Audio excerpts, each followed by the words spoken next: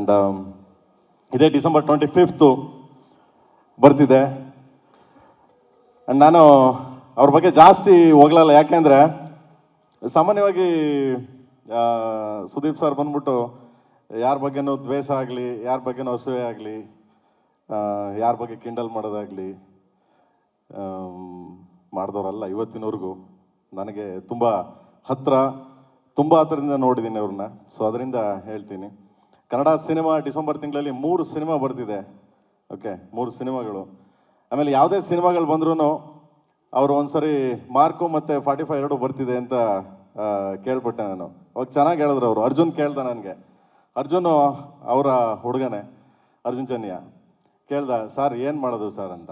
ನಾನು ಅದೇನು ಹೇಳಿದೆ ಅವ್ರಿಗೆ, ನೋಡು ಯಾವತ್ತು ಸುದೀಪ್ ಸರ್ ಬಂದ್ಬಿಟ್ಟು ಇನ್ನೊಬ್ರು ಬರ್ತಾರೆ, ಅವ್ರು ಬರ್ತಾರೆ, ಇವ್ರು ಬರ್ತಾರೆ ಮಾತಾಡೋದು, ಥಿಂಕ್ ಮಾಡೋದು, ಯೋಚನೆ ಮಾಡೋದು, ನೆಗೆಟಿವ್ ಯೋಚನೆ ಮಾಡೋದು, ಇದು ಯಾವತ್ತೂ ಭಯ ಮಾಡಿದ್ದೇ ಇಲ್ಲ, ಮಾಡೋದು ಇಲ್ಲ. ಬರಲಿ ಚಿನ್ನ ಪಾಪ, ಅವ್ರ ಸಿನಿಮಾ ಅವ್ರದ್ದು, ನಮ್ಮ ಸಿನಿಮಾ ನಮ್ಮದು, ಮಾಡೋಣ ಪಾಪ, ಎಲ್ಲರ ಸಿನಿಮಾಗಳೆಲ್ಲ ಚಿನ್ನ ಅನ್ನೋ ಒಂದು ಮನೋಭಾವ. ಹಾಗೆ 3 ಸಿನಿಮಾ ಬರ್ತಿದೆ, ಡೆವಿಲ್ಲು ಮತ್ತು ಮಾರ್ಕು ಮತ್ತು 45. ಕನ್ನಡದ ಹಬ್ಬ ಅಂತ ಹೇಳಕ್ಕೆ ಇಷ್ಟಪಡ್ತೀನಿ.